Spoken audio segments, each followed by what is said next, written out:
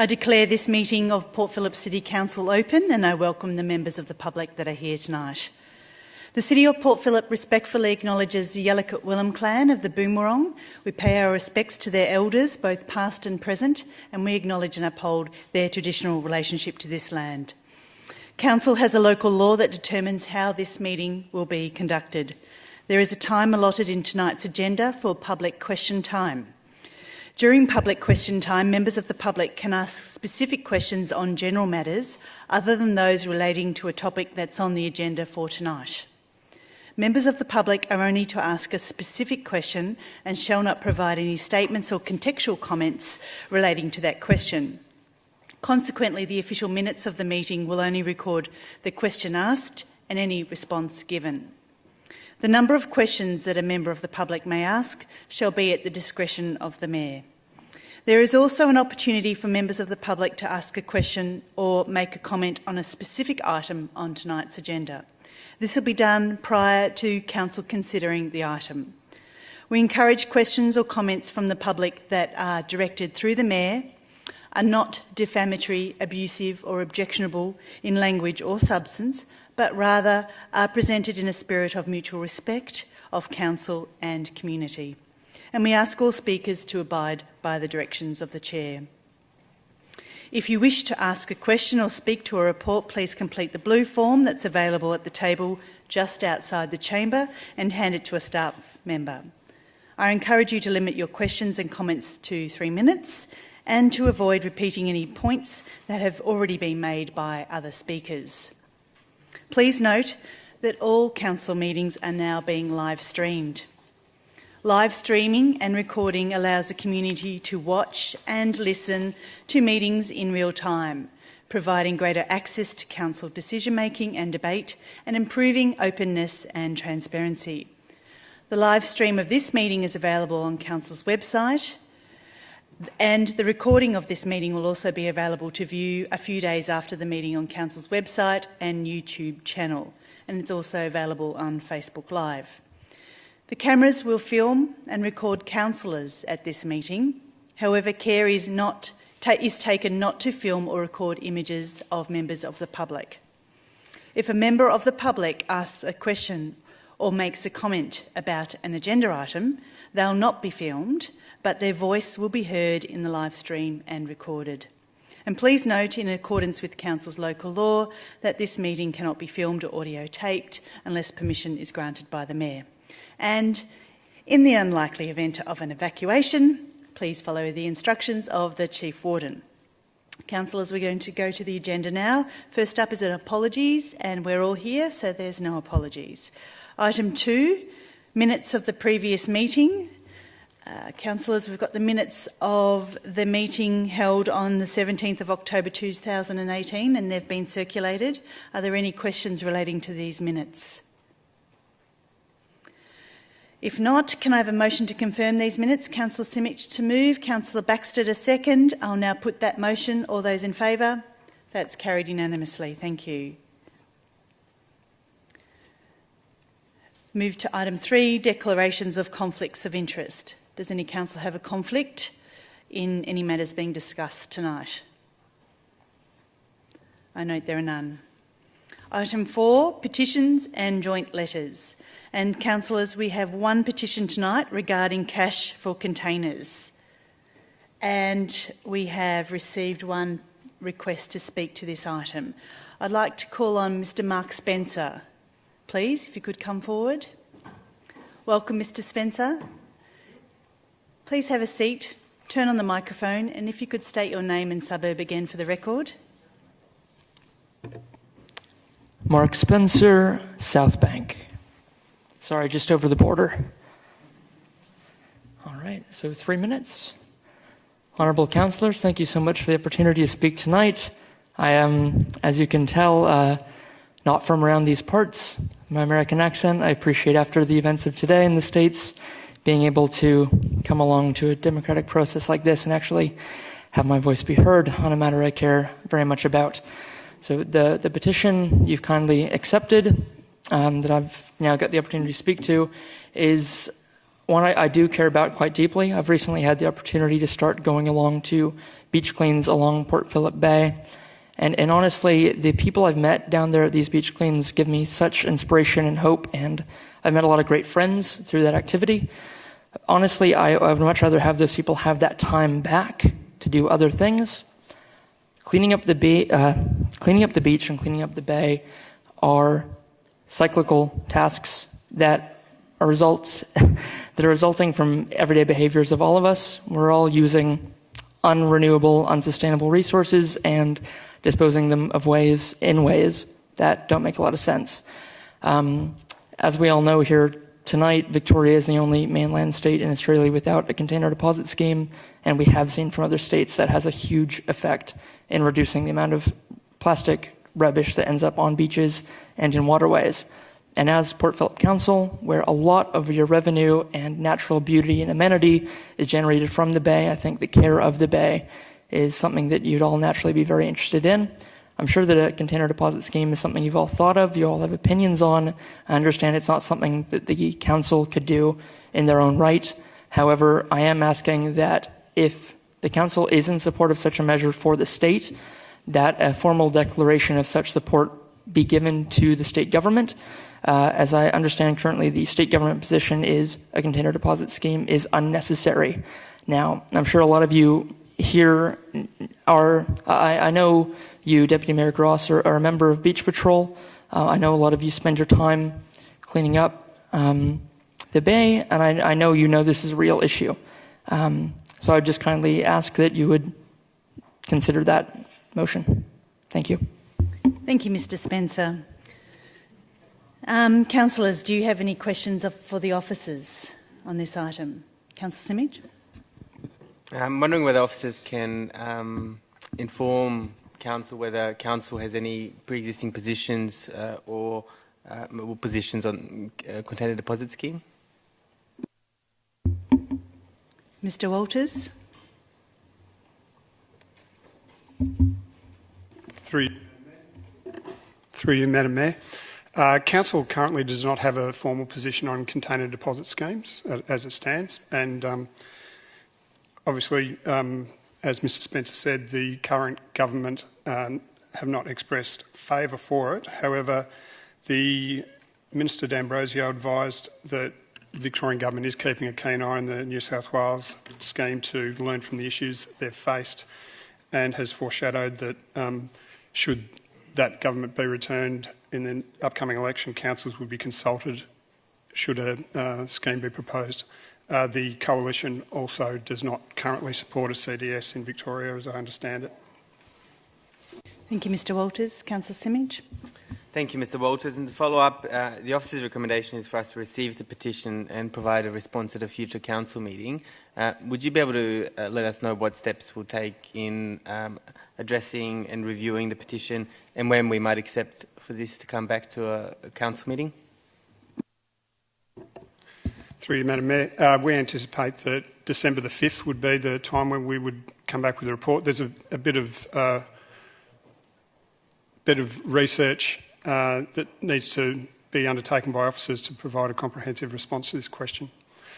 With container deposit schemes, the detail of a scheme, it's easy to support the concept of a container deposit scheme, but the detail is also important because perverse outcomes can result if they're not implemented with the right attention to detail. Councillor Baxter? I was wondering if Mr. Walters could talk about some of the localised container deposit schemes, such as reverse vending machines that have been used in some municipalities. Through you, Madam Mayor. We used a reverse vending machine on trial probably about 3 years ago on the St Kilda foreshore, which offered tokens to local cafes for people who recycled certain beverage containers. It wasn't considered a resounding success for the one trial that we undertook. However, that doesn't mean that mechanisms like that can't form part of a broader approach to reducing the litter that we see, particularly on our beaches, as Mr. Spencer says. Any further questions, councillors? If not, we have an officer's recommendation. Do I have a mover for that or something different? Councillor Baxter to move. Councillor Simic to second. Councillor Baxter, would you like to speak to the motion?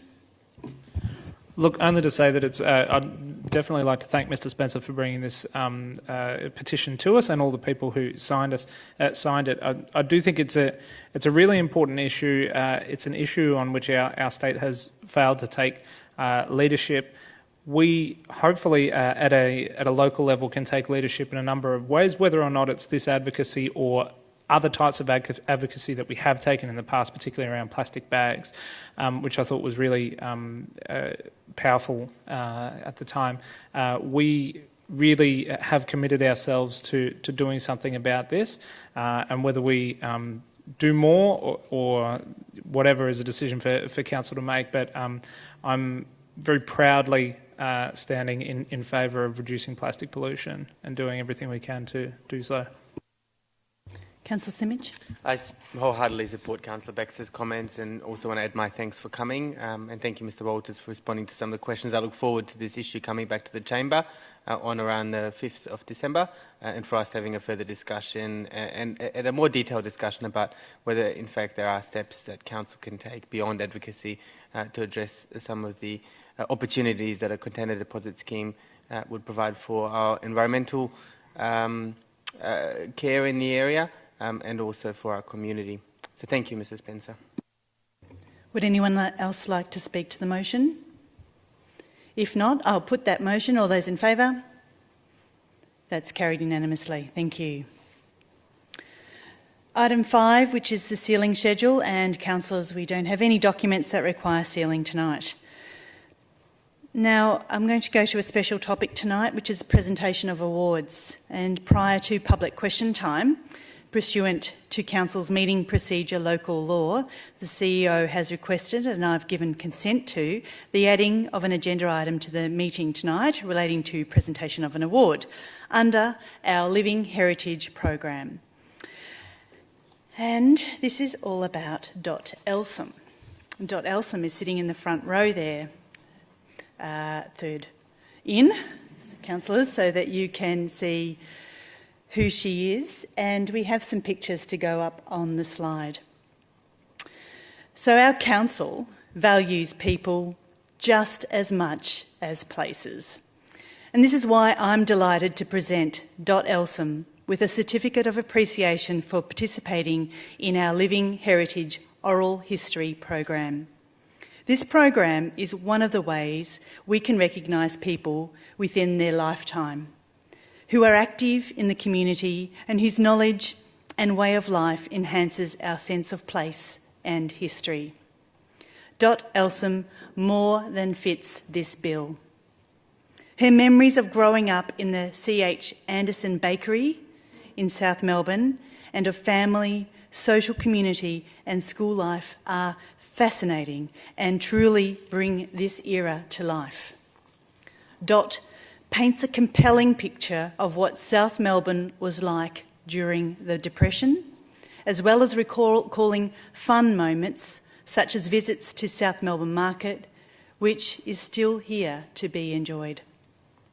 I love all the recollections, from the delicious penny pies and cream puffs whipped up in the bakery to the local landmarks and bright lights of Clarendon Street. I encourage anyone who has not yet viewed Dot's story to take a look at the transcripts and photographs on our Heritage website. So Dot, on behalf of Council, thank you for sharing your story. I hope the certificate and this streetscape of South Melbourne are further reminders of this significant time in your life. Please come forward, Dot, and I'm going to present to you the certificate.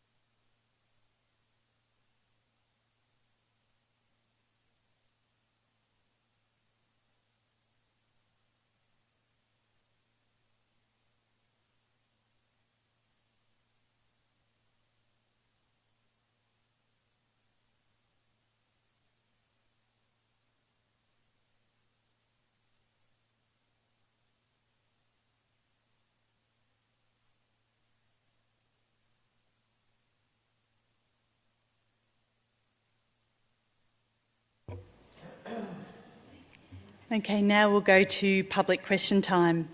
And councillors, we've got 6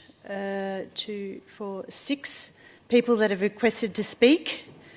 And now there looks like there's a special order here. So I'll ask Louise Dragurtha, please, to come forward. Hopefully I said that correctly. Thanks, Ms Dragurtha. If you would state your name again and your suburb, please. Yeah, my name is Louise Dragurtha from Elwood. Thank you for the opportunity to speak tonight. I'm part of a group of concerned residents from Port Phillip and Bayside who are directly affected by a proposed Optus mobile phone tower in Elwood Park near the corner of St Kilda Street and Ormond Esplanade. 4 of us are here today with questions for the Council on this matter. We lodged a report on Monday with the CEO, Peter Smith, which I hope you've had a chance to read. If you haven't, I hope you will. We also copied it to the relevant councillors and MPs, some of which I know have received it. So thank you. My specific question is, our residents group believes that the categorisation of the proposed mobile phone base station, which is a specific number, 3184003, should not be considered a low-impact facility because Optus replaced an old, inoperative wooden light pole with a large concrete monopole, which is to be nearly 14 metres high, in a park, Elwood Park essentially, and opposite high-density apartment complexes for people that know that area. If Council agrees that the proposal is not low impact, we would like to know what the Council can do to support our objection to this tower. So that's my question. Thank you very much, Ms Dragurtha. I might ask Ms Rosick to answer that question straight up. Thank you. Through you, Madam Mayor, I can confirm that if the tower is a low-impact facility, doesn't need a planning permit, and then Council won't have a role in decision-making, if it is a low-impact, I should say. If the proposal is not a low-impact facility, it may require a planning permit, and low-impact facilities are defined as facilities because of their size and location are considered to have a low visual impact and less likely to raise significant planning, heritage or environmental concerns.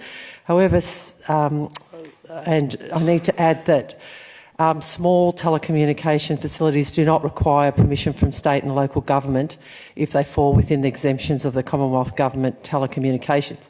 However, having said all that, council officers are aware of residents' concerns and have questions for the provider, Optus, to check that the facility does meet exemptions, and we have contacted the provider and are waiting for a response, and we're also seeking our own legal advice on the matter. Thank you.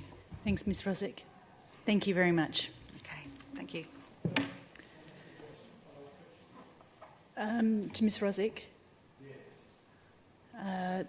Certainly there are 3 other people to come and speak on this item. Councillor Gross, does that change your mind or not? No, it's just a quickie. Okay.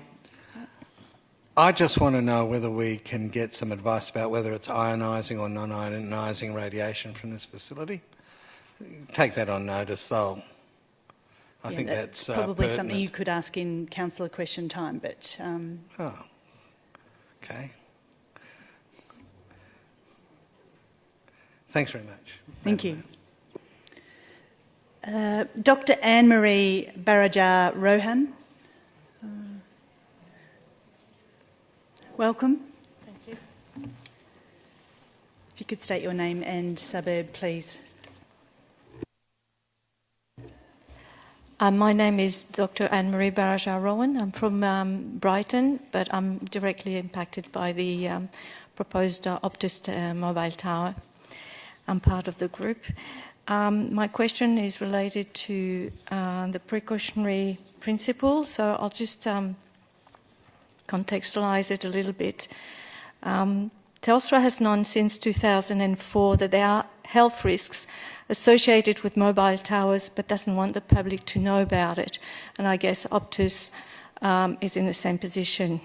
In 2011, the World Health Organization classified mobile phone towers as possibly carcinogenic. Based on more recent research and the precautionary principle, in 2015, France decided to reduce the voltage emitted by mobile towers down to 6 volts, which is 7 times less than in Australia, because infants, children, pregnant women, the elderly, sick, and people with electrosensitivity are more at risk. Research shows that around mobile phone towers there is a higher incidence of cancers, depression, and other symptoms related to radiation sickness, such as headaches, insomnia, poor concentration, memory loss, etc. These mobile towers have been shown to cause biological changes. Here's my question. In the light of these facts and the proliferation of unregulated mobile towers leading to cumulative exposure and negative health impacts, how is the Council going to apply the precautionary principle to protect the well-being of its constituents exposed to radiation? Thank you very much, Ms. Baraja Rohan. Ms. Rozig?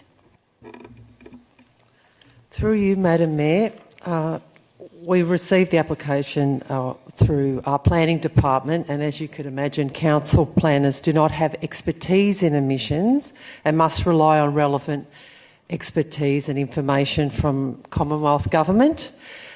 What I can say is each facility has an electromagnetic energy report to establish compliance with relevant Australian standards. And there is a website available where information can be provided. The Optus will provide us with information as well, and we can explore some of that information when we obtain our legal advice. So we will consider the information provided this evening and any impacts on the community in making any determinations. But as I said earlier, if it is a low impact facility, we may have limited ability to influence the decision making, and Optus basically may be able to permit it to put up that tower. Okay. Thank you. Mr. David Graver, please.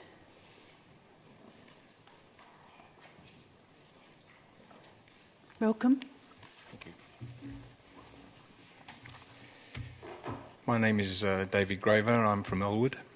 I'm also part of the group who's concerned about the mobile phone base station. It's the assertion of the group that the classification of the installation of a new mobile phone service, or base station, MPBS, in Elwood Park as the classification as a low impact facility did not really follow the due process or the proper process that has been outlined, and so therefore we believe it's avoiding the appropriate scrutiny at the council level. We believe one of the reasons for this is that emissions from 2 existing towers have been, one purporting to be from the same address, by the way, as the proposed tower, and the other one within 30 metres of the proposed MPBS. The Optus emissions EME report has omitted any radiation numbers from those 2 towers. It gives the impression that this is a standalone piece of equipment way out on its own, and there really isn't the opportunity here to clarify what sort of radiation we're going to be exposed to. These towers are right across the road from high density, 3 levels apartment buildings. Some people sleep at that level, some people live at that level, and these towers, or this tower is proposed, it will be shining straight into the bedroom and or living room. And so my question really is, how can a council assure residents that there really is no risk from emissions, considering that at a higher level these emissions actually are stronger at that higher level? So how can the council assure residents that there is no risk from emissions from the proposed facility, and how can these forecasts be verified later once the tower is built? Is there any recourse that the residents have or the council has in order to go back to reassess the impacts of these things? Thank you, Mr. Graver. Mr. Brzic, given that the emissions aren't recorded in the other towers, I guess in that context. Yeah. Through you, Madam Mayor, council officers can't really assure residents in terms of levels. However, Australian government's ARPANZA, Australian Government Australian Radiation Protection and Nuclear Safety Agency, could provide additional information.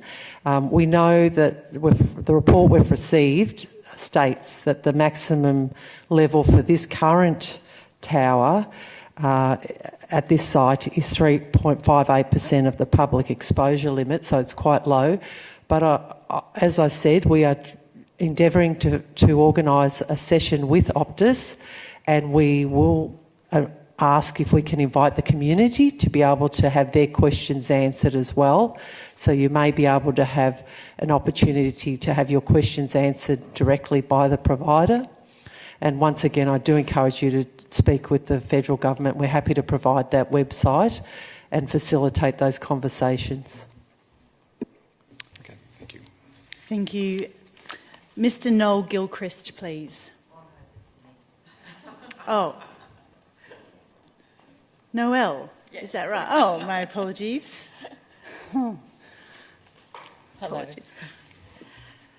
My name is Noel Gilchrist and I live in Elwood. My question has already been answered. Thank you very much. I would just like to state that there is a great deal of community concern over the erection of yet another mobile phone tower in Elwood, and particularly in that area. In a very short time, the members of our group managed to accumulate over 120 signatures objecting to the new tower. Many of the signatories particularly indicated their concern for their children being subjected to so many emissions during their formative years. And I was going to ask that in the interests of the community, if Council would assist us by helping to set up or participate in an open forum with Optus to enable the local community to address these concerns. And I'm so glad that you've done that already. Thank you. Thank you, Ms Gilchrist. Evelyn Shipp, please. No. Tanya Canfield, please.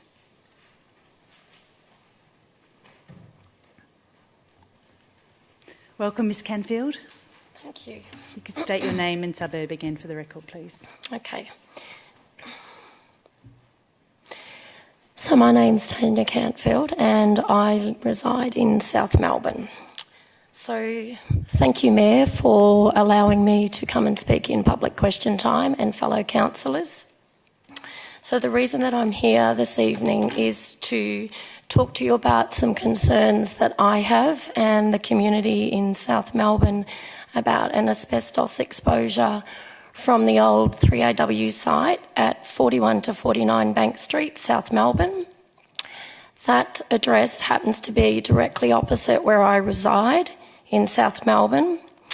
From my knowledge, from living across the road along with liaising with the Council, WorkSafe and the EPA, along with VCAT, we had early demolition start on the 30th of May VCAT did not rule for any building works to commence until June 6th, so we were not off to a good start.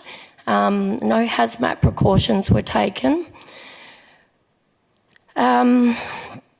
So in July, I was the O caller to an attempted break into that site, which is how I became aware there was asbestos present. There was hidden signage at the back of the building.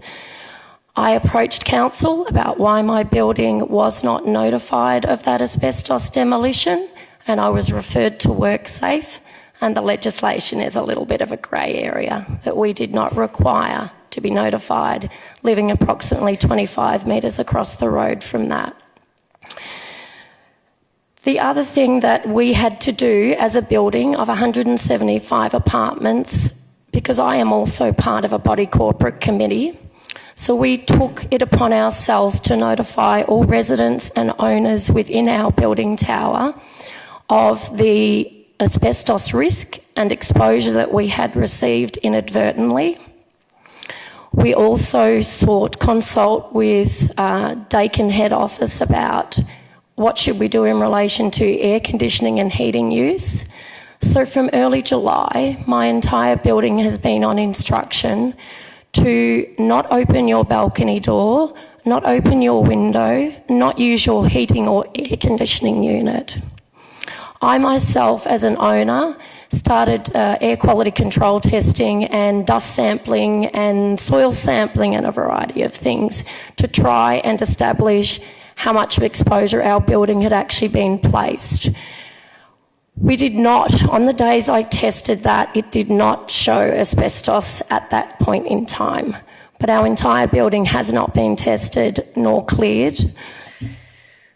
We also, so I've spoken regularly, particularly to the CEO here of the City of Port Phillip, and proactively about my concerns, but also the fact that the health risks associated with asbestos exposure include things like asbestosis and mesothelioma.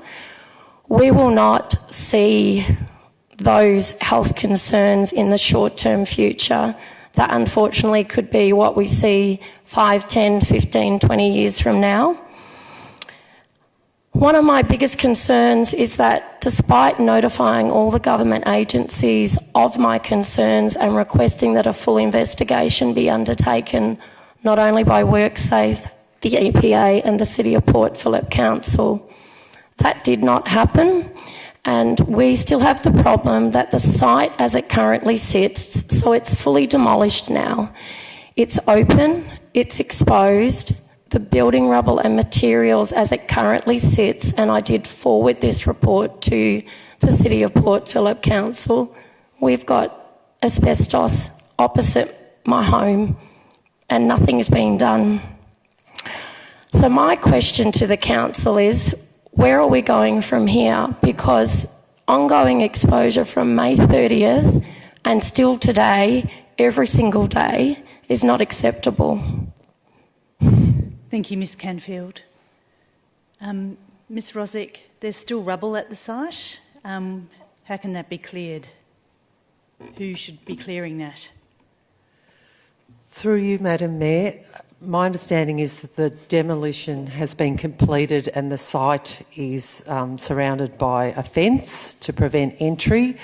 As Ms Canfield noted, WorkSafe are aware of that site. We are confident, and WorkSafe are confident, that all required information has been provided to the relevant bodies, such as clearance certificates, independent hygienist reports that indicate that the demolisher did undertake the demolition in accordance with requirements for a site with asbestos being present. Council officers are still in regular conversation with WorkSafe. We understand they visited the site on Monday and again today and are doing further testing and also have engaged an independent hygienist to check the site again. To date, there has been nothing that has alerted either party that the community is at risk. Thank you, Ms Rosick. Thank you. Thanks.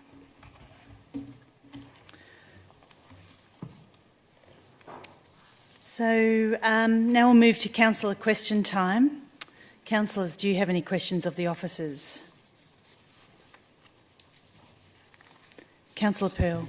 Thanks, Madam Mayor. I visited residents along St Kilda Road over the weekend. They took me on a tour of their area and the conditions of their streets. Of note were the conditions of the rubbish bins in the area, especially along St Kilda Road, Park Street and Wells Street. They were very dirty and lacking general cleanliness. The residents told me that they've been told by council officers that these bins are cleaned every 2 weeks. From the appearance of these bins, this didn't look to me to be the case unless they're getting very high usage in the intervening 2-week period. Officers also indicated to residents that more resources would be required to improve the general cleanliness of the area and the conditions of the bins in this area. Would officers be able to provide the details of what council can do to rectify the conditions of the bins in this area and what additional resources would be required? Councillor Pearl, was it like how dirty they were on the top, or can you just describe what you mean by I've got some photos conditions? I can send to officers, but all over I think is the case. The tops were particularly dirty, which is pretty common in most areas, but the sides were also unacceptably dirty. Okay, so they're being emptied. They're just the bins wasn't clean. Mr. Benazik.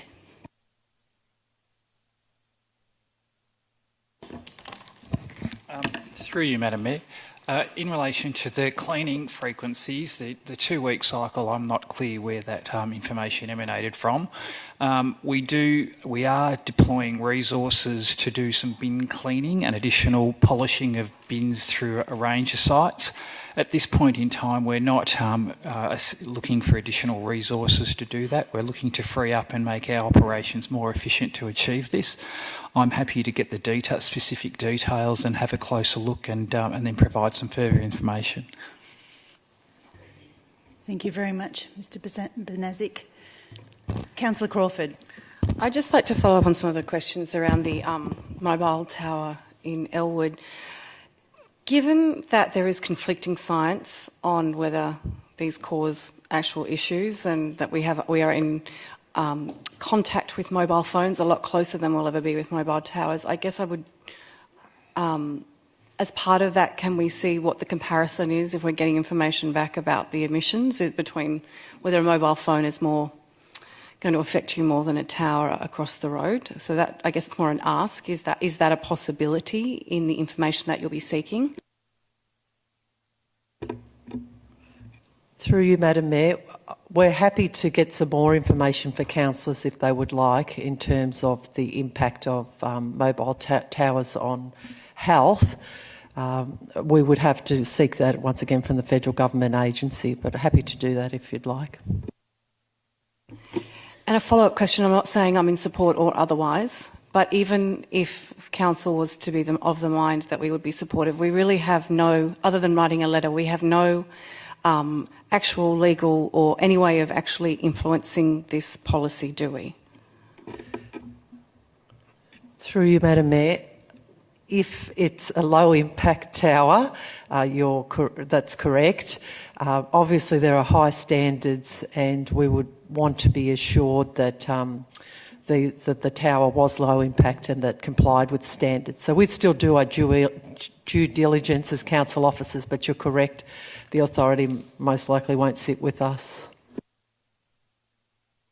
Would it be a decision that would have to come to council for us to decide whether we were in support of actually doing it, or if it, under operational investigation you found it was not a low, you would go ahead with it anyway, or is it a decision that would come back to council? If it's a low impact tower, it's exempt from a planning application, so it doesn't need to come back to council. Ms Rosick, I'm noting lots of signs on lots of poles about additional boosters to the mobile phone network. I note that people here were talking about a base station, not a tower, which is different again. Do we have any idea of how many of these are going in and where they're going? And the fact that it's taking up our parkland where we play sport, is that a concern? Through you, Madam Mayor, I will have to take that one on notice. It's a bit more complicated. I'm not aware of them going, proliferating through parkland, but I will take that on notice and give councillors a bit more information. Councillor Simic. The state of Victoria is home to people from over 200 different countries who speak 260 languages and follow 135 different faiths. And here in the city of Port Phillip, we have 33% of people who are born overseas. But at least a fifth of Victorians say that racism and race-based discrimination are a part of their daily life. While either commuting on public transport or in schools, many say that they've been victim of implicit bias, the kind that is rampant in the rental market, for example, as well.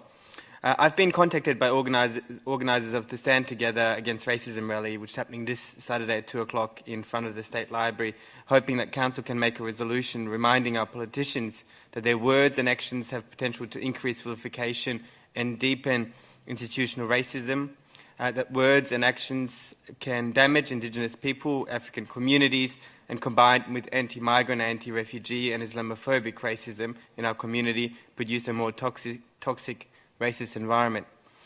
Can officers inform Council whether Council has considered the issue of racism previously, and whether there is any existing Council resolution regarding this topic? Ms Bennett. Through you, Madam Mayor, on the 23rd of April 2013, the Council moved and endorsed the following motion. So that Council commits to the supporter agreement prepared by the Australian Human Rights Commission, entering into an agreement to support the Racism It Stops With Me campaign. That motion was put, the vote was taken and the motion was carried. Council does have on its website a statement that the City of Port Phillip supports the Racism It Stops With Me campaign, and there is a current live page on Council's website. Follow-up question, Councillor Simic. A different question regarding the peanut farm market. I've been contacted by organisers of the market and also residents who are concerned about the fact that the market has moved and been in different locations at different times. Particularly where it is currently situated at the extension of Blessington Street. Some of the organisers are finding it very difficult to set up the market and are wondering why it is that they're precluded from being able to hold the market on the Oval currently. Mr Trail, did you get that? Through Madam, which market was that, please? The peanut farm. Veg Art, sorry. Through you, Madam Mayor, the peanut farm has a soil management plan over that particular site, which requires us to have a management plan around our maintenance and operations of that particular park. We've been working with Veg Out to work out ways they can operate in a way to comply with our soil management plan. At the moment it involves them operating nearby on the road surface, but we need to do further work around vehicle traffic across that, which is the outstanding item. But we've committed, we've had on-site meetings with Veg Out, and we'll continue to find ways that we can allow that popular market to continue in its preferred location, but it will require alterations and management plans in place. Thank you, Mr Trail. Any other questions? No? Okay, then we will move to presentation of reports. So we'll move first of all to the CEO report, which is issue number 49. And we don't have any questions or members of the public that have requested to speak to the CEO report. So councillors, do you have any questions of the officers on the CEO report? If not, I do. I have a couple. I note that you talk about gasworks in the CEO report, and I was just wondering, do we have a timeline yet of when the works are to commence? Mr Trail. Through you, Madam Mayor. We're expecting the completion of the soil contamination and the groundwater works to be concluded officially around the end of June next calendar year. During that time, we will be doing some design work to understand how we can continue to operate that park with some maintenance and capital works and some consultation with our community at that particular time. So we're not anticipating any works to commence prior to this year, but there's some more work around studies with the state government project management leads on this particular project. Thank you. Now, note that there's been some issues with our South Melbourne Town Hall. I'm just wanting to know what's happened to the tenants. Mr. Carroll? Through you, Madam Mayor. Manager of Asset Management and Property, Joe McNeil, and I met with the CEO, Nick Bailey, and the Chair last week and had a good catch-up around understanding the cause of the works, the cause of the event, the work that we've done now to do various assessments of the safety of the building, and also discussing from their perspective how they're going in terms of the disruption to them. They've said that the local arts community has really rallied behind them, and they've also appreciated the support of the City of Port Phillip and the state and others. They've been able to find additional or alternative performance spaces for the rest of the year, so their year pretty much comes to a close towards the end of November, and this is peak time for them for performances, but fortunately they've been able to find some alternatives.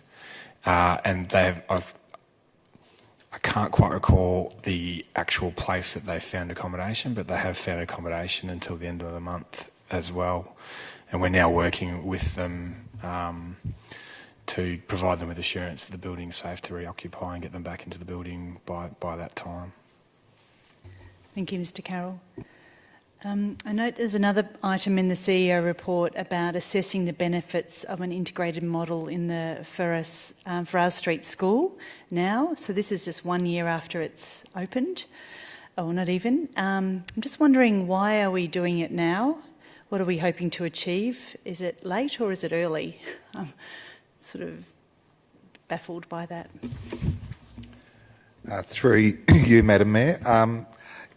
We've had a quick discussion. We think it is too early to get a meaningful evaluation, given that the enrolments in some aspects have just commenced, so that it's probably, I think the question you ask is a good one. So I'm following up with staff, but I suspect that the evaluation provided at this stage won't have a lot of meaning. We can go through and provide an evaluation to tick that off, but I don't think there'll be a lot of meaningful data coming from that. Thank you, Mr. Keenan. And another question. In there's a bit of confusion around the IMAP item. I'm just wondering if you can explain what the committee resolved to do around the Liquor Control Reform Act. Sure. Through you, Madam Mayor, I agree the paragraph wasn't worded perhaps as well as it could have been. The challenge, as it was described, was trying to talk about the challenges that officers had faced in the first few months of the strategy with respect to Action 7, which was working within Melbourne councils to develop a consistent and progressive approaches to better manage licensed premises. In February 2018, the Inner Melbourne Action Plan considered a report around conflicting use of activity centres, and within that report there was a recommendation that no further work should be progressed on the matter until the outcomes of the Liquor Control Reform Act were known. Since that time, on the 5th of June 2018, the new Act was passed, and there'll be progressive implementation of that in 2018, particularly the latter part of it, in 2019. And the state government have recently, just prior to entering into caretaker, have completed consultation on associated regulations. In line with that, I think that at the next meeting of the IMAP, it would perhaps be timely to raise the matter again. Thank you very much, Ms Bennett. And the last question from me. is on green waste, and just wondering if it's possible to get some clearer messages on our website about why we are not considering a green bin. I know the other councillors probably would like to do this as well, but be able to link to this location, as we get so many tags on Facebook and other places to link exactly to that reason. Is that possible? Through you, Madam Mayor, that's definitely possible. We have some messaging already that we've provided to the community and various stakeholders, so happy to do that. Thank you. Any other questions, councillors? Councillor Simic. At the last council meeting, I raised concerns around emergency housing opportunities in our municipality and noted the closures of the Gatwick, the Regal, Tennyson redevelopment, and also proposed closure of the beach house, and noting as well that we've got a situation in our municipality where people are struggling to find, we're struggling to work with local services to find appropriate accommodation, emergency accommodation options for people. I'm wondering whether officers have an update on what steps council's taking to work with partners to resolve this issue. Thanks, Mr. Keenan. Through you, Madam Mayor.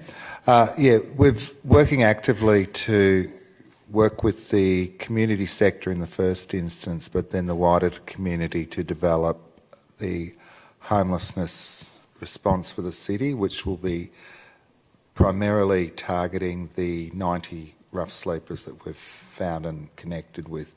Part of that is to try and source 90 permanent housing options for those people. Some may be in the city, some may be out of the city if people have no real connection to Port Phillip. That work is underway, and that there is a staff member going to be appointed to work on that. I'm starting meetings with local community organisations around that.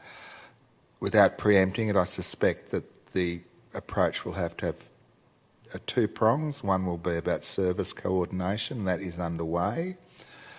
It'll be following a similar approach to the one used in the City of Melbourne, which is a daily support coordinator. The aim is to get all of the services working on the 90 people to try and get them housed. The second one, which will take a little bit more work, is to get a housing response, which is essentially, and again this hasn't been signed off yet, but to try and source 90 houses for the people. So the survey showed, I think it was 91, so part of that, we know housing first approaches the approaches that work. So a very localised response will be to try and source 90 houses for those people. Thank you, Mr. Keenan. Any other questions on the CEO report, councillors? Councillor Copsey. Looking at our organisational scorecard around the risk and audit actions completed on time, we've got a substandard result on that indicator, and I'm wondering what's being done to ensure that we catch up. Through you, Madam Mayor, the progress of internal audit actions is managed or monitored closely monthly by the Strategic Risk and Internal Audit Group. We have been focusing quite substantially on ensuring that people are not just ticking and flicking the completion of their actions, but they're actually fulfilling them to a quality outcome, and each month we look at every currently open audit action and sort of critique, but also determine what additional resources or other efforts might need to be put in place to close out those actions. Some of the actions that are not yet completed are challenging actions to complete, but we do maintain pretty critical oversight on that, as does the audit committee each time they meet. Thank you. It's normally my question, Councillor Copsey. That's good. All right. Since there are no more questions, we have an officer's recommendation. Do I have a mover for that or something different? Councillor Simic to move. Councillor Copsey to second. Councillor Simic, would you like to speak to the motion? I'd like to thank the CEO and all of the officers in preparing this report. It's an important part of our commitment to our community to remain a transparent council and remain open in our decision making, and also for us to report on how we're tracking against the council plan, which is our commitment to the community on projects which will deliver. Overall, we're tracking pretty good. I know that there are some projects that are currently off track and require further attention. It's good that that information is available to us so that as councillors and officers we can work together to resolve those issues.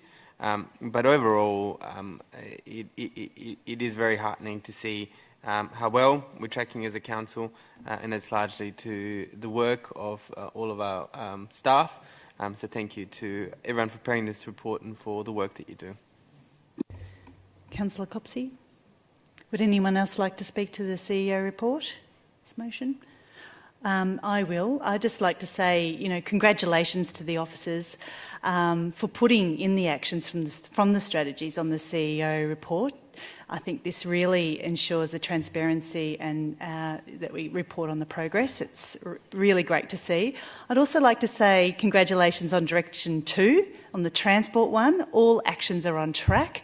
Yoo-hoo, that's fantastic. And also on Direction 5, I think it is, we thrive by harnessing our creativity, all actions on track. So I wanted to call out that because, that's great. We always talk about the ones that aren't on track and, that perhaps fallen behind, but I think we're making progress in the world here. We've got a number that are fully on track, so well done, and I just wanted to call that out.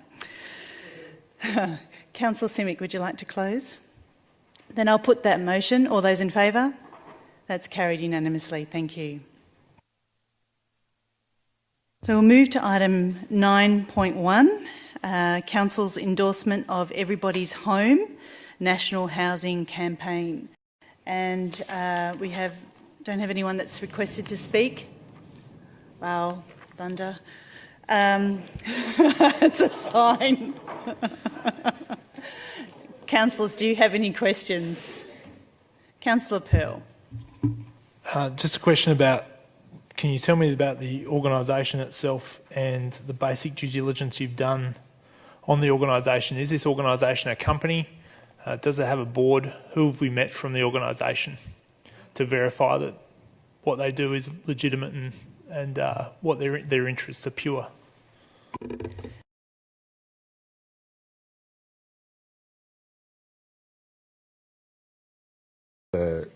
A group of interested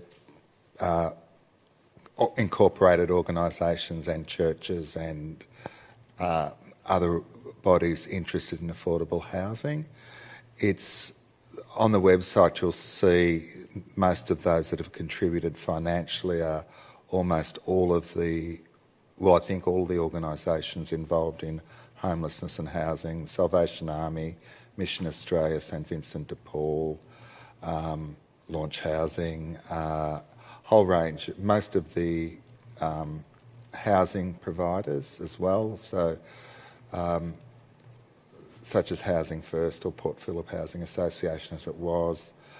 They're the main funders, and then there are supporters as well. That's a range of church groups, businesses, community groups, and increasingly local government organisations who are supporters. So it's auspiced by the Council of Homeless Persons, which is an incorporated company, and Homelessness Australia, which is also an incorporated company. Council of Homeless Persons is the peak body of organisations providing homeless support services in Victoria, and Homelessness Australia is the national peak body. Councillor Pearl, sorry, that's follow-up? another question. Yeah. Is that right? There's 2 pages of information provided in the report. There's not much information. Did officers assess the suitability of this and the alignment of council plan based on any other information that was provided other than the 2 pages in the report, particularly around the target to end homelessness by 2030? Yes, we felt that it was strongly aligned with the targets of council in relation to homelessness, particularly the advocacy goal. I think I haven't sat through a meeting yet, but in reading the documents that have been prepared, one of the roles that council sees is to advocate for increased supply of affordable and social housing, given that council itself has very few levers or budget at its disposal to have a big impact itself. So I think it particularly aligns with the advocacy aim that council set out. Thank you, Mr Keenan. Any other questions, councillors? Councillor Crawford. I just wanted to ask Mr Keenan, I know that this is not identified in this particular report, but are you aware that there are many reports that exist that support the idea that Home First will actually alleviate costs to all levels of governments given the right supports so that people don't end up in emergency departments and with police, and if they're given the appropriate care and homes? Are there reports that exist sort of supporting that position? I'm not. Through you, Madam Mayor, yes, there are Australian reports and international reports. In fact, it's one of the few areas of social policy where there's actually a randomised controlled trial through Canada, through 5 provinces where they checked housing first approaches versus normal approaches, and it delivered substantial cost savings to government as well as obviously better outcomes. That was targeting people with serious mental illness who'd been homeless, street homeless. All of the evidence I need to stress around housing first is for chronics, long-term homelessness or rough sleeping. It's not really been assessed or applied to other forms of homelessness, so it targets rough sleeping in particular. Any other questions, councillors? If not, we have an officer's recommendation. Do I have a mover for that or something different? Councillor Crawford to move. Councillor Baxter to second. Would you like to speak to the motion, Councillor Crawford? I think there are fewer things in life that can add to your security as having a place that you can, shut the door and know that you're safe, you're warm, you have access to running water, and you have a bed to sleep in. We have different levels of what's considered homelessness or rent sort of, what's the word? Rent, not danger, but, struggling to... Stress, thank you, that's the word I'm looking for. Stress happening for younger people, for older people. And it is talked about constantly at different levels. So anything that we can do as a council in this regard to sign up to a larger group of people advocating for the federal government or all levels of government to step into the space where they can actually help build the number or fund the kind of level of housing that we need so that housing doesn't become necessarily just an investment opportunity, but actually where people can feel safe and supported and feel like they are connected to their community. So I am very happy to support this motion. Thank you. Councillor Baxter. Thanks, Madam Mayor. Look, all of the evidence shows that losing one's home is one of a number of different traumatic experiences that will often lead to a cycle of trauma, leading often to substance abuse and drug dependence and other, mental health issues in this constantly increasing cycle, which has such a massive impact on not just individuals but our society. And if you even want to think about it in a purely cynical fashion, our economy as well. So to make sure, first, to try to keep people in housing, and second, to try to get people who don't have any housing at all into housing is absolutely should be a priority. Our federal and state governments have always had the capacity to end housing. They could do it. It's about priorities, it's about funding, it's about building enough stock, and it's about making sure that people have enough wraparound services so that some of them can learn to live in housing again and have all of the support they need to do so. I absolutely support Council advocating for this it's a matter of priorities, and homeless people should be our priority. Thank you, Councillor Baxter. Would anyone else like to speak? Councillor Simic. I wholeheartedly support a housing first approach. In fact, I'm the council delegate to an board of directors for an organisation called Housing First. Housing is a human right, and lack of housing is a violation of people's human rights. If we really want to address the issues around crime and issues that we see playing out on our streets, we know through evidence and international examples that providing a home for people is a very important first step in providing a better life for them, but also getting better outcomes for our community. So I wholeheartedly support our advocacy here and hope that we can do more than just advocate. As a council, we've got a strong history of doing what we can to provide housing for people, and I look forward to continue to be involved with that. Councillor Copsey, did you want to speak? Yeah, very happy to support this. Everybody does have a right to a home, a safe and secure and accessible home, and I think that Port Phillip often advocates on this issue, and we'll strengthen our advocacy by joining a wide-reaching national campaign to with a lot of the organisations that we already work with as stakeholders to try and advance this. So very strongly supportive, and I hope that the aims of this campaign are realised. Thank you. Would anyone else like to speak?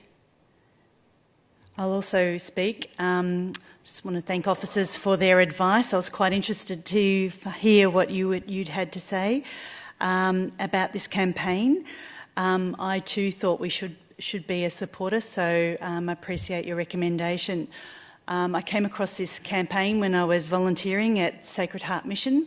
They had a simple, very strong, positive marketing message. Basically, it was a doormat, and saying pretty much everybody's home, and I was really taken by it. And they asked me, do you know what this is all about? And I was sort of saying, oh, yes, I do, but I didn't really, because I was a bit embarrassed that we didn't know anything about it. So did go back and do my homework and ask the officers for advice, and this is where we are at today. So I thought it was very effective, and I've noted since that time there have been many others that have joined up, including other councils.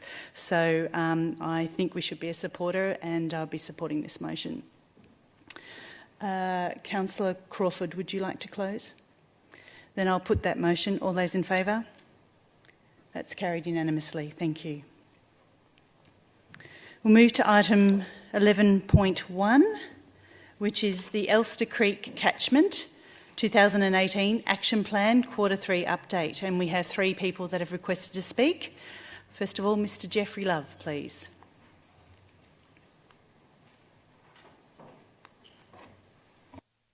Welcome, Mr. Love.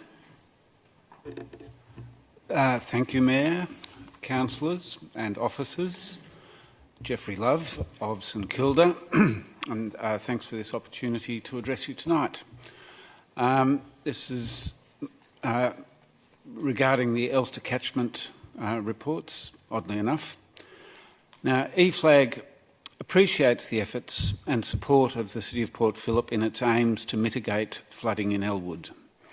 The support of the City of Port Phillip has been vital in establishing Elster Catchment Management and the Elston McPark North Environmental and Flood Mitigation Project. Concerns have arisen over some recent developments with certain aspects of these projects. Firstly, the unilateral decision by Bayside officers to abandon flood mitigation as part of the Oval 2 development, citing soil contamination and loss of oval space.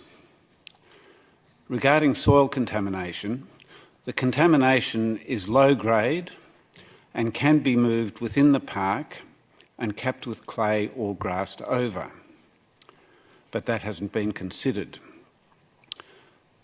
Secondly, or B, the reduction of oval space by a levee or earth wall we have raised on a number of occasions that there are alternative flood barriers that will not take up the space that a levee or earth wall would, but these alternatives haven't been considered by Bayside. And C, construction on site that may contribute to flood volumes downstream. Construction that includes a new pavilion on Oval 2, paving, possible parking, and a substation. All of those detract from permeability and can contribute to runoff water. Now, the City of Port Phillip's interest in and offer of financial support for the Elsternwick Park development is on behalf of Elwood residents subject to flooding. Commitments by Bayside include consultation. The current Oval 2 development does nothing for Elwood residents or for the City of Port Phillip's investment. Secondly, EFLAG envisioned that the whole of catchment approach catchment approach as a revolutionary and visionary change to water management, a planned response to climate change incorporating integrated water management and water-sensitive urban design. Some reports seem to suggest a very narrow approach that may only serve to bring more water at greater speed to Elwood's doorstep. A couple of questions. Will the City of Port Phillip raise the Oval 2 development with Bayside City Council and Melbourne Water and develop an agreed plan that addresses flood mitigation concerns? And more generally, will the City of Port Phillip work to promote a broader forward-looking vision for catchment management, ensuring best outcomes for flood mitigation, water pollution and the health of our bay beaches? Thank you. Thank you, Mr Love. The councillor might take up those questions a bit later. Helen Halliday, please. Welcome. Thank you, Madam Mayor. My name is Helen Halliday. I'm from Balaclava, and I'm hoping it's not going to rain a lot tonight because you guys might get washed away. I was also going to speak briefly about some aspects of the reports that have been being provided to the councillors tonight in relation to Elster Creek. And I was just going to limit my conversation to 3 issues. One related to some governance changes to the action plan.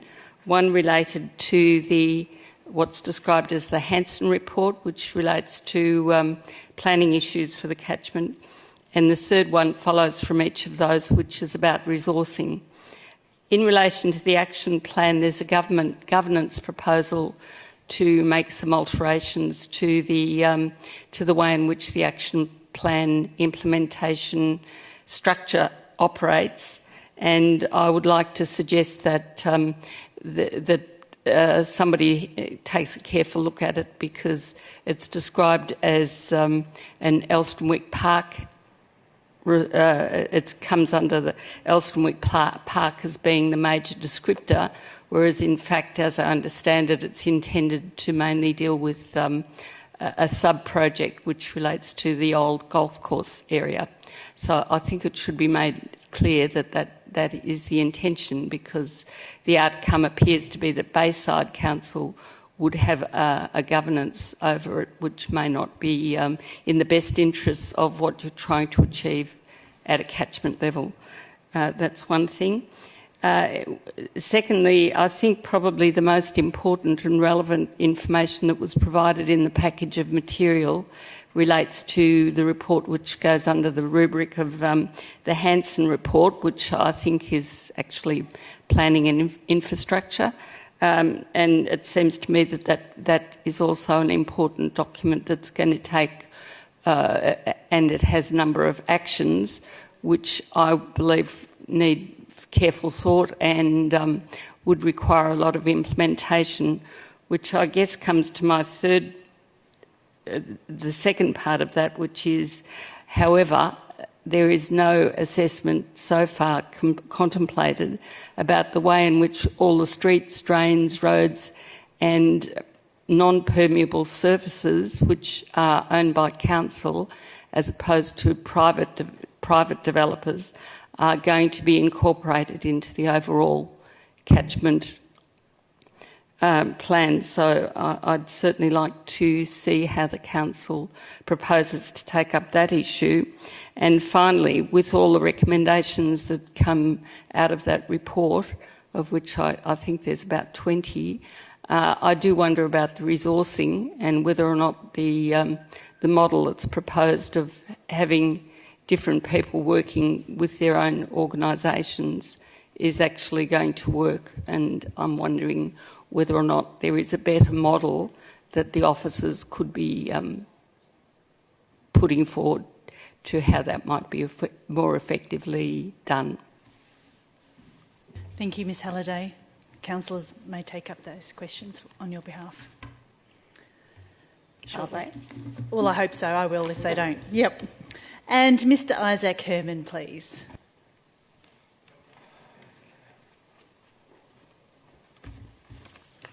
Isaac Herman from Elwood. Good evening, Madam Mayor, councillors, my ward swamp councillors, and all the councillors and council officers. My particular concern stems from the item 3, the recommendation on the report, which I find indeed I think is a bit challenging. And given that item 11.4 acknowledges that project success is dependent upon a community that is eager to tackle challenges, and then accordingly, I think we may have a few items to grapple with. So with regard to number 3, item 3, the recommendation, I think it would be perhaps more accurate to state, firstly, that the City of Port Phillip may regret the several misunderstandings concerning the Elster Creek Catchment Memorandum of Understanding. It would appear that Melbourne Water, having produced 3 separate reviews or reports of the GHD 2011 Elster Creek Flood Mitigation Study, in this order, firstly March 2018, a review of flood retarding basin options. I think this report alone, may be the single most significant document out of the whole lot of them. Yet we haven't seen it. I don't know that anyone in the community has seen it. I don't know if the councillors have seen it. After that came the April, I think, 2018 Distributed Storages Review, and following that, the third one, more recently in October this year, a review of new or augmented drain options. That the former and first report or review of the flood retarding basins has remained an undisclosed document, I think is quite remarkable. Want to know, where is it and why hasn't it been released? It leaves more than just an impression that Melbourne Water has prioritised less effective and less economical options over time-tested open space dual-purpose options. The creation of a principles document more recently relating to the use of open space should not preclude the disclosure of this document. I'd have to say that no real informed decisions or recommendations could be made by any group without looking at this document. This would all appear to be quite inconsistent with the Memorandum of Understanding. Secondly, it would appear that the City of Bayside's unilateral decision not to expand the Elsternwick Park North flood retarding basin over to its in Kilda Street would also not be in the spirit of the Memorandum of Understanding. There are several options for dealing with any of the City of Bayside's concerns in this area. Here, just as the City of Bayside's Planning Amendment C153, where the land subject inundation overlay in this area specifically was removed, there seems to be a total disregard for downstream consequences. Bayside recreational pursuits seem to trump our safety concerns. Their dismissal of an immediate 10% increase in the flood retarding capacity of the park is unacceptable. The Crown Land Authorities at Delwip continually rubber stamp these sort of projects should be subject to an inquiry. Thirdly, it would appear that the City of Glen Eira and the state's planning authorities, 3 flood mitigation options for the new East Village in Bentley, will deliver zero benefit to surrounding residents and roads, and in fact will exploit the upstream Marlborough Reserve by the creation of a single-purpose soccer ground, again putting recreation of a few ahead of community health and safety. In recent years, kilometres of local drainage upgrades in the city of Glen Eira, in combination with the development of several new estates, has seen dramatic increases in Elwood's flood zones. The water is getting here quicker and causing greater damage. Less rainfall is now creating greater downstream flooding. With these concerns in mind, I find the suggested recommendation entirely misleading and inappropriate. Finally, with regards to the flood emergency plan that is due to be reviewed this month, I'm not aware of any scheduled community consultation. Is none to take place, despite State Emergency Services submission number 42 to our State Parliament's inquiry into flood mitigation infrastructure in Victoria that firmly emphasised how vital it is to have community input into flood emergency planning. This also appears to be somewhat of an oversight. And just quoting from their submission, facilitating community participation. Please come to the end, Mr. Herman. This is it. Facilitating community participation through consulting, involving and collaborating with the community as a two-way process to empower them to be more prepared, act safely and to have a sense of ownership of emergency plans and decisions. So it would be good to be consulted on this plan. Thank you. Thank you, Mr. Herman. Councillors, that's the end of the questions from members of the public. Do you have any questions for the officers? Councillor Gross. Thank you, Madam Mayor. I just would like to see if I can reiterate the questions that were posed to us and see if we can get some answers either tonight or later. So, as I understood it, Mr Love was asking about Oval 2, the potential for flood retarding basin work there and the level of communication and involvement. Secondly, Ms Halliday was asking similar but related questions, and I hope you got them. And finally, Mr Herman made 3 points about the GHD report on flood retarding basins and how we can get that into the public realm. I particularly liked his questions on the spirit of the MOU and should that be expanded to Oval 2. And the... Thank you, Councillor Gross. Maybe we'll just give him a chance to answer and then you can ask your next ones. Great. Happy to stop talking. Right. Through you, Madam Mayor. Well, with respect to Mr Love's question, will City of Port Phillip raise the Oval 2 development with Bayside and Melbourne Water and develop an agreed plan that addresses flood mitigation concerns, if I've noted it down correctly, Councillor Gross? We have already raised it with our partners, and I understand our CEO is meeting with Bayside CEO on Tuesday with the General Manager of our division to take this matter up with them, and we will...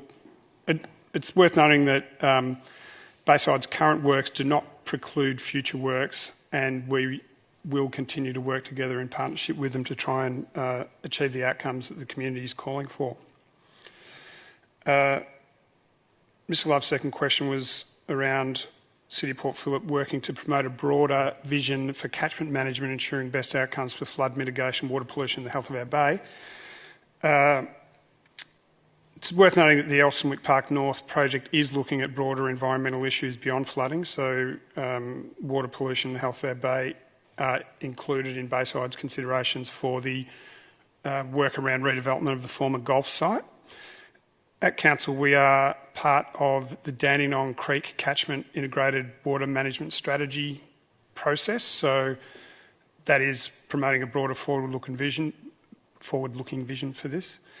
And also, our recently endorsed Act and Adapt strategy has an action to address integrated water management through its water-sensitive city plan, which is currently under development. So I think we've covered the second one of Mr Love's questions there. With respect to Mr Herman's question on the flood retarding basin options report, we've taken this up with Melbourne Water earlier today and been advised that no formal report has been developed yet, so we haven't seen it because it doesn't officially exist yet. Opportunities for retarding basins were identified in the City of Glen Eira through the GHD study which has been referred to in the past. Melbourne Water is working with Glen Eira on developing options that include the use of open space with the dual purpose of flood mitigation. This is still in initial phases of discussions, and the process being undertaken with Melbourne Water and Glen Eira is considerate of the Council's community interests and strategic contexts. Any flood mitigation achieved through retarding basins in Glen Eira will not... They've made the point that the flood mitigation options in Glen Eira are primarily aimed at addressing flood issues in Glen Eira and won't have a particular impact on the City of Port Phillip. So that's a response to...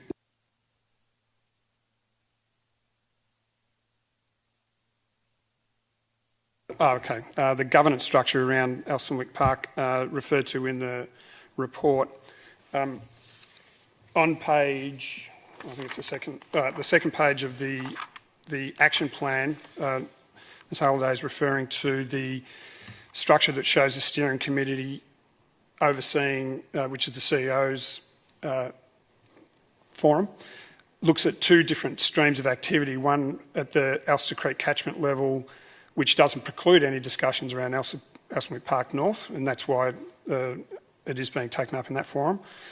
The other half of the governance arrangement shows it is titled Elsternwick Park rather than Elsternwick Park North, and it lays out how that governance works. We can certainly take back to our partners the view that that could be edited to specifically refer to Elsternwick Park North. I think that's covered all your questions, Councillor Gross. I think there was a couple more there. The Hansen report and the resourcing from Ms Halliday. So that particular report has been circulated in draft form to the community reference group rather than, it's not an attachment to our report. So that's why councillors haven't seen it, incidentally. So as it's in draft, we haven't taken the opportunity to review it yet and its resources and implications essentially. So I think we'd have to come back with a response to that. And through you, Madam Mayor, if I could add to that, the Hansen report will be presented to Glen Eira City Council, I've been advised, this month because they commissioned that piece of work, and then our intention is to share it with Council. This council. Is Hansen's a software tool, isn't it? An application? Oh, they're the consulting firm. It's actually a planning and infrastructure report that focuses on what planning mechanisms and infrastructure changes can be implemented in the Elster Creek catchment area to improve flood mitigation. I've got a follow-up question then as well. So in terms of Mr Herman's identified 3 reports, I think from Melbourne Water, one in March in particular, 2018 by GHD, is of particular interest. So are you confirming, Mr Walters, that City of Port Phillip has seen none of these reports? Through you, Madam Mayor, no. My comment is that the flood retarding basin option report as described, or as I understand it from what Mr Herman said, he hasn't seen this report and is calling for it, and that report doesn't yet exist in a formal form according to Melbourne Water. I've been advised that they are still working through the opportunities for retarding basins with the City of Glen Eira, which is an extension of the GHD study, which we certainly have got. Okay, so you have seen that? No, we've seen the GHD study, but we haven't seen a report from Melbourne Water around flood retarding basin options specifically, beyond the GHD report. Okay, thank you, Mr Herman. We might have to take that one offline. Yes, please, Mr CEO. Through Madam Mayor, the dashboard refers to Elster Creek action, which was to review the GHD report to see if, which is action 3 in the action plan. That review has been completed, but I think that's separate to the report that Mr Walter is referring to. So to clarify, the action has been completed in March, which was for the working group to review the GHD flood mitigation study report. Well, that's the report that I'm talking about, and it hasn't been released, and it has particular reference, most importantly, of a review of flood retarding basins, and that's essential because people. Thank you, Mr. Herman. We'll take that one offline and have a discussion afterwards. It's not part of the formal meeting. Councillors, any further questions on this? Councillor Simic, you had your hand earlier. No? Okay. All right. So, councillors, we have an officer's recommendation. Do I have a mover for that or something different? Councillor Gross to move. Councillor Baxter to second. Councillor Gross, would you like to speak to the motion?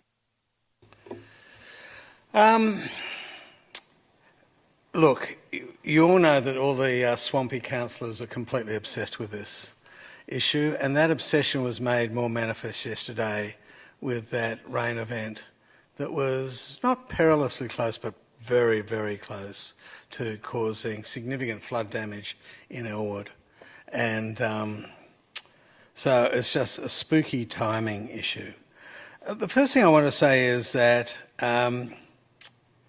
throughout this project, it has been the partnership between councillors, officers and community leaders who've appeared today that has led to what I believe is the first prospect for many decades, or as far as I can remember, of a comprehensive, integrated solution to the problems of flood in the Elster Creek catchment. And I also want to thank those activists, particularly Mr Herman, Ms Halliday, Mr Love, for their alluding to the works on Oval 2, which had, and I mea culpa, escaped my attention. And I was reading attachment 6 of this report, which talked about the importance of modelling distributed storage treatment works. And it's clear that Oval 2 is a real opportunity, and we hitherto haven't had the opportunity to properly consult and converse with our partners on it. And so I suppose it's a warning to us all that, notwithstanding the great work that's been going on, and I'd particularly like to thank Helen for writing to us about this, stuff can get below. It's so complicated, involving so many people, that stuff can get away. And anyway, it's great to know that Oval 2, which is a significant opportunity for flood retardation, is going to be the subject of conversations between the CEO and his opposite number. The other thing I have to say is that this does represent, you know, the real support and teamwork that we get from our council officers. You know, our first officer, the CEO, is involved in these conversations. It's particularly manifest that our council officers are really on top of this and supporting us.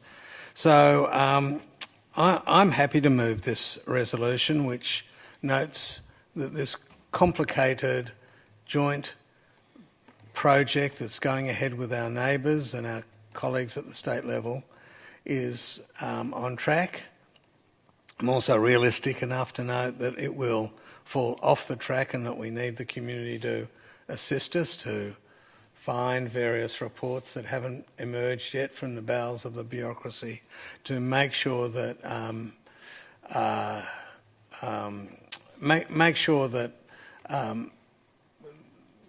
various projects don't slip beneath view and that we could potentially miss out on major flood retardation opportunities. So, yeah, it is a cautionary acclamation of the work hitherto, that we have to realise that things can still go wrong. But I'm really happy with the support that this enterprise has received from both the community and our officers.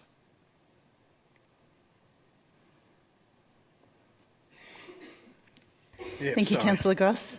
Councillor Baxter. I guess I'd like to echo Councillor Gross's points in that it is really exciting to be working with the other Elster Creek catchments, and particularly Bayside when it comes to Elstonwick Park North. We have to be realistic that there'll be some snags, and I think that the work on Oval 2, for example, took me by surprise, and so it took some contacts from the community to sort of alert me to that, and we've had some conversations. So, it's not all going to go smoothly, and I appreciate the work that the community members do. That honestly tireless work to, if they see something slipping, to say something and pick it up. So, thanks again for all that you do, and I believe that there may have been some slightly missed email contact from myself, as I heard from Ms Halliday, but I look forward to continuing to work with you. Thank you, Councillor Baxter. Would anyone else like to speak? If not, I will put that motion. All those in favour? That's carried unanimously. Thank you. So now we'll move to item 14.1, which is the Council and Planning Committee meeting timetable for 2019. And we don't have any requests from the community to speak. Councillors, do you have any questions of the officers? If not, we have an officer's recommendation. Councillor Copsey to move, Councillor Pearl to second. Councillor Copsey, would you like to speak? Councillor Pearl, would anyone else like to speak? Then I'll put that motion. All those in favour? That's carried unanimously. Oh, well, that was quick. Okay, 14.2, which is the September 2018 quarter financial report. And councillors, we've got an alternative recommendation from the officers. Councillor Gross, you wanted to... Madam Mayor, I'm happy to move the alternative recommendation. Okay, perhaps would you like to just read that alternative recommendation? Yes. That council defers this matter to a future council meeting. Thank you. Councillor Gross to move. Do I have a seconder? Councillor Pearl. Councillor Gross, would you like to speak to the motion? Councillor Pearl? Would anyone else like to speak? Then I'll put that motion. All those in favour? That's carried unanimously. Thank you. And we'll move to 14.3, which is the Inner Melbourne Action Plan Annual Report 2017-18 and the Financial Report 2017-18. No members of the public have requested to speak. Do you have any questions of the officers? Councillor Pearl. My question relates to the retained earnings of IMAP. $704,000 for an organisation of this size seems very, very high. Do our officers have a view on the optimal amount of retained earnings an organisation such as this should be carrying? Mr Carroll. Through you, Madam Mayor, I haven't put my mind to that in deeply, but it would seem to be relatively high. Maybe it's underspends from prior years and commitments to complete work in the future. Have to have a look into a bit more detail. Do we have any view on the value for ratepayers and our local businesses of the $300,000 in consulting fees that were spent in the last financial year, and the tourist map, which I think comes to $45,000 in printing and $45,000 in development costs? So $90,000 on a tourist map and $300,000 in consulting fees. Have we done any work to determine the cost benefit to ratepayers and our local businesses on those amounts? Mr Smith. Through you, Madam Mayor, IMAP is one of the strategic partnerships that we've been reviewing, and we are planning to bring in results of that partnership review to a briefing to Council shortly. I'm just looking for Ms Bennett to help me with the date of that briefing. I don't have the exact date off the top of my head, but it's in November. So we will be bringing in some advice to Council as part of a briefing on the value of this partnership and other partnerships in November. And we'll take on notice some of those aspects of your questions to bring further details back to that briefing in November. Councillor Pearl, I can add that the tourist brochure booklet will not be done in the this year. We actually didn't find that most of the councils got value for money out of it. We're only doing a component of it. We're not doing the production next time.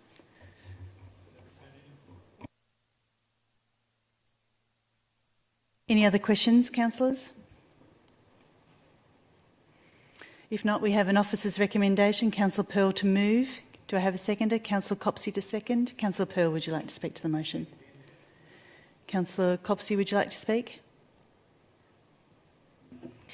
Thank you. I think it's important that this report comes to council and we're transparent about accepting it and about acknowledging our current membership of IMAP and the actions that have come underway. I'm particularly pleased to see some of the highlighted actions in here, which I think have been very significant for our municipality. For example, the joint street count.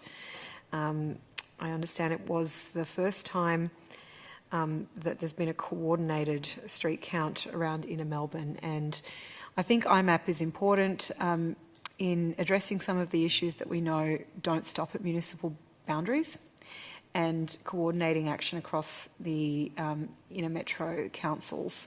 We do face some similar challenges, and it helps us to have an understanding of those shared challenges and to think about how we can have a shared approach that makes sure that we're not shifting problems around and makes the best use possible of our shared abilities. So I'm particularly pleased to see that highlighted, and I look forward to the further briefing coming from officers on our membership of IMAP. I'd also like to thank the Mayor, Bernardine Voss, for her participation on behalf of Council in IMAP, and for always being available to answer any queries that may come up around our membership and what IMAP has been up to. I think this is a good document in demonstrating that. Thank you. I'm happy to second. Would anyone else like to speak? Councillor Gross. Okay, so what does this have to do with the previous agenda item?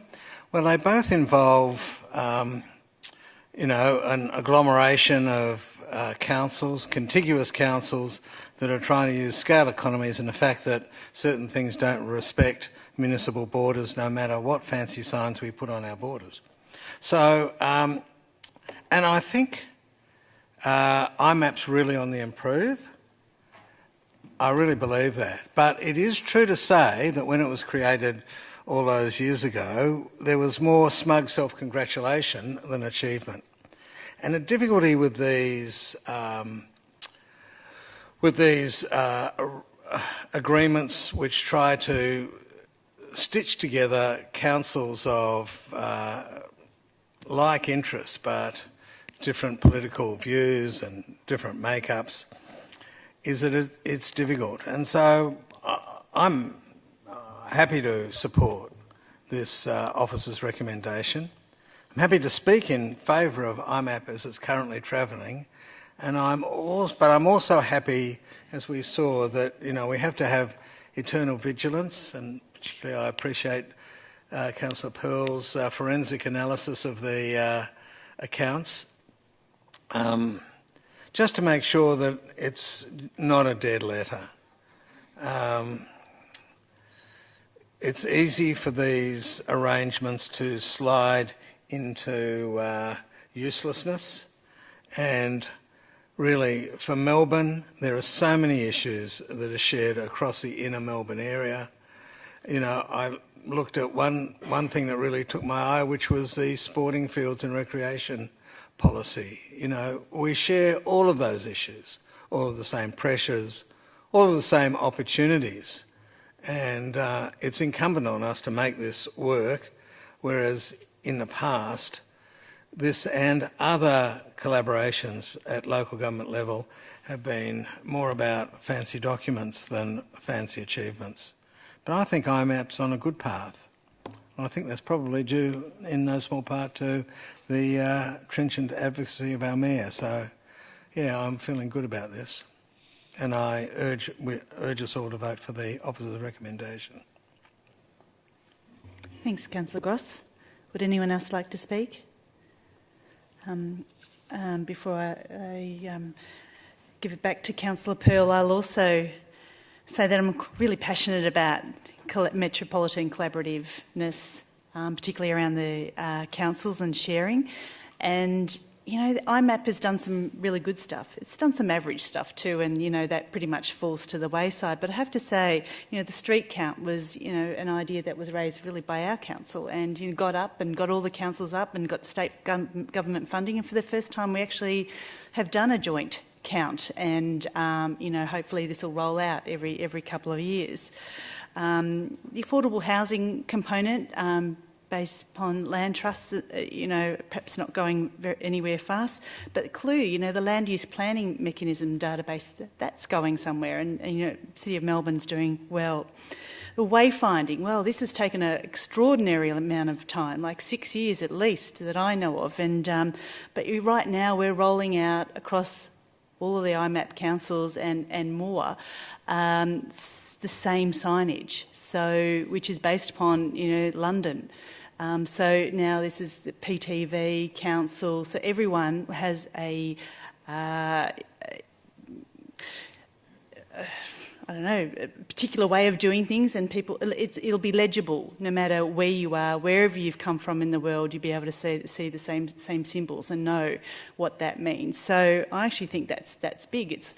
It's big, like getting same bin lids, you know, things like that. It's really, really important, but it's really, really hard to do, and only by collaboration in this sort of group and a good bunch of mayors and a good bunch of CEOs can you actually move things forward. Because, I mean, you can easily turn up to these meetings every quarter and not do anything, you know. So it does take a lot of effort and also all the organisation behind each one of these projects to sort of bring forward. So it is important. The Sports and Rec project has the potential, you know, to be quite imaginative and actually incredibly successful. We yet to see the outcome of that facility planning, because we all share the same problems, as was pointed out. We all have the same problems of not enough space, not enough green space, not enough sporting fields, you know, all of these sorts of things, and this is a way that we can better resource. So there are some really good things. It's been undergoing a strategic plan. We've finished that. We're in the process of implementing it 2 years in, so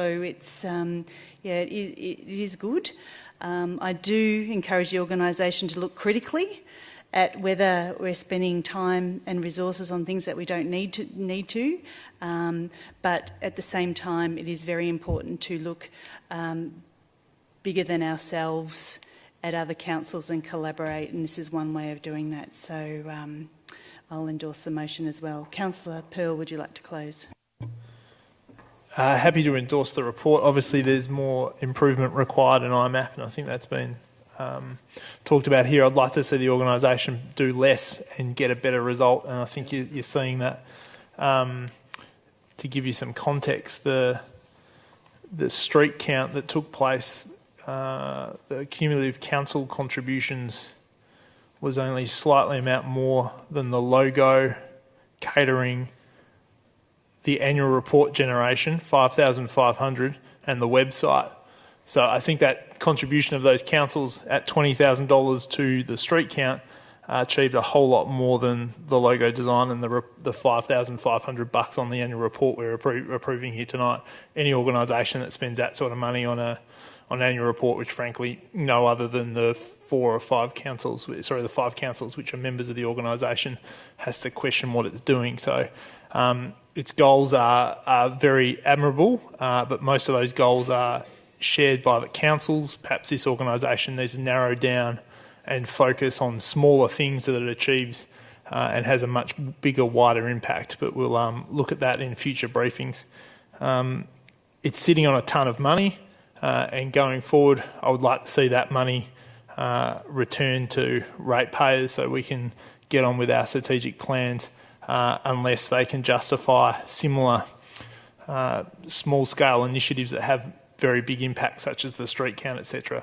But to be sitting on that size of money, delivering the sort of value that's detailed in this report, doesn't quite weigh up for me at the moment. But I'm happy to support the the officer's recommendation and the report itself that we see here today.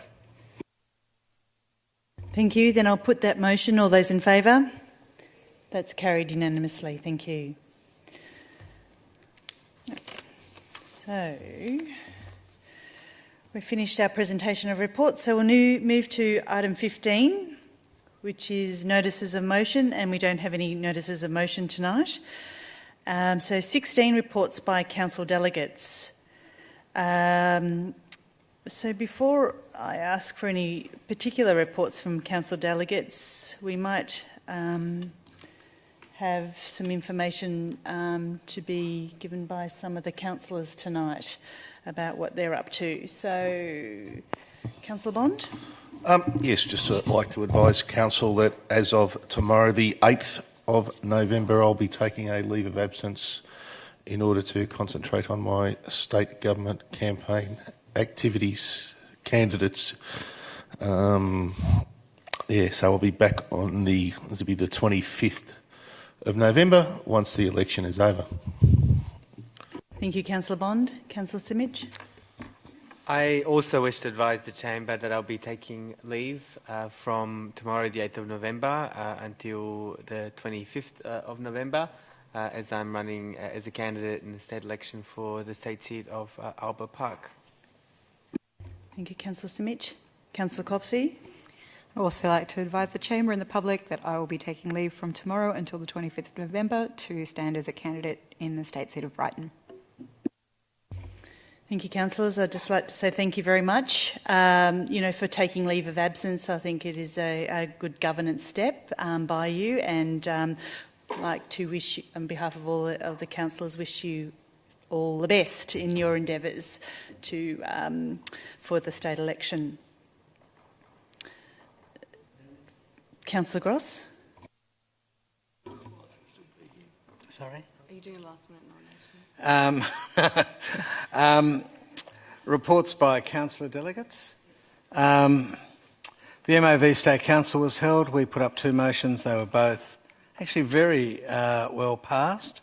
And Madam Mayor was awarded the office or the position or the title of Mayor Emeritus at the MAV, and I think we should put our hands together and thank her.